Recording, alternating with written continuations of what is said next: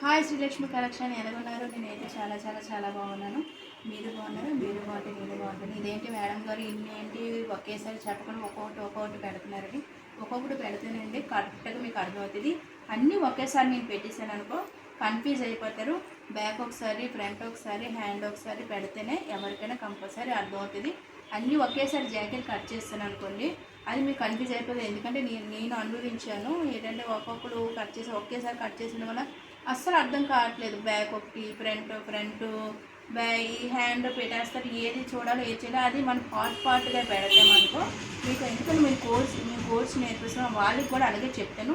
ఒకేసారి ఏది కూడా కట్ చేయించను. ఒక్కొక్క రోజు ఒక్కొక్కటి నేను చేయిస్తాను.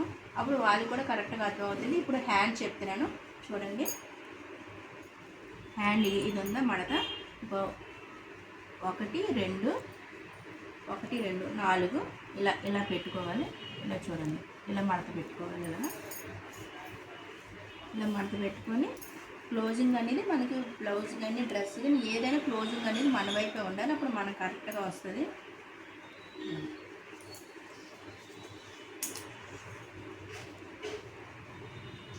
మన హ్యాండ్ పొడవు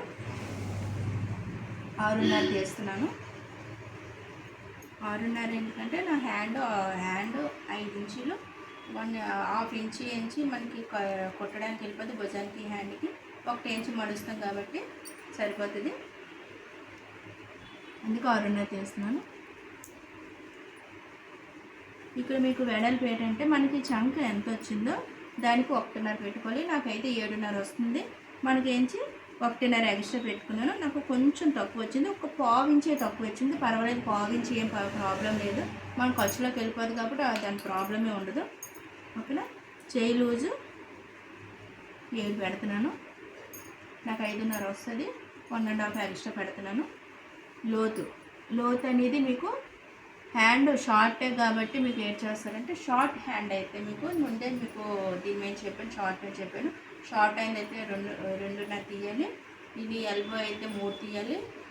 మళ్ళీ ఏమంచి 3/4 అయినా 3 తీయాలి. ఫుల్ హ్యాండ్ అయినా 3 తీయాలి. ఇంకా షార్ట్ ఉంటుంది, ఒక్కొక్కరికి 3, 2.5 తీస్తారు. వాళ్ళకైతే 2 తీస్తే సరిపోతుంది. ఓకేనా. ఇది 1.5 ఖర్చుది మనకి తీస్తున్నాను. 1.5 ఖర్చుది.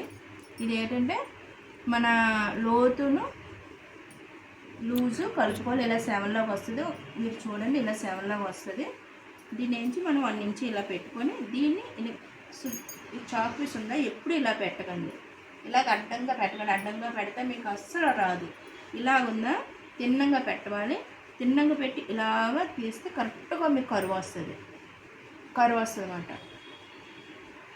ఇది లోతు ఇలా తీసాను. చూడండి కరెక్ట్గా మీకు వచ్చేస్తుంది. నాకు 7.5 అన్నాను కదా, చూడండి 7.5 నాకు ఇక్కడికి. ఇది 1.5 సరిపోయిందా? 1.5 నాకు అలా సరిపోద్ది అన్నమాట. ఇది ఇలా కరువు. ఎప్పుడైనా సుద్దముక్క అనేది మనం గీసేటప్పుడు కూడా ఇలాగే పట్టుకోవాలి. ఇలా పెట్టుకున్నాం అనుకుంటే అది లావ్ వచ్చేస్తుంది. ఆ లావ్ రావడం వల్ల 1 పాయింట్ 2 పాయింట్ తేడా వచ్చేస్తుంది. ఇది ఇలా పెట్టామనుకుని కరెక్ట్గా అది మనకు మెజర్మెంట్ వచ్చేస్తుంది. ఇలా పట్టుకోండి. దీన్ని ఫస్ట్ పైన కట్ చేయాలి. ఇలా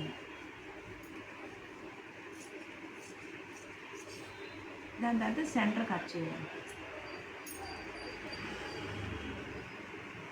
అప్పుడు ఓపెన్ చేసి చూడండి, ఓపెన్ చేయండి. ఇటు 2 ఓపెన్ చేసి అప్పుడు కట్ చేయండి.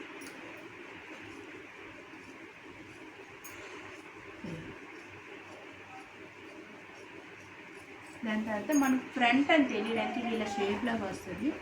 ఇలాగా నీట్గా షేప్లో వస్తుంది. మనకు ఫ్రంట్ అని తెలియడానికి చిన్న ఖర్చు ఇలా టక్స్ పెట్టుకోండి. చిన్న టక్స్ పెట్టుకుంటే ఇది ఫ్రంట్, ఇది సెంటర్ అని తెలుస్తుంది. ఓకేనా. ఇది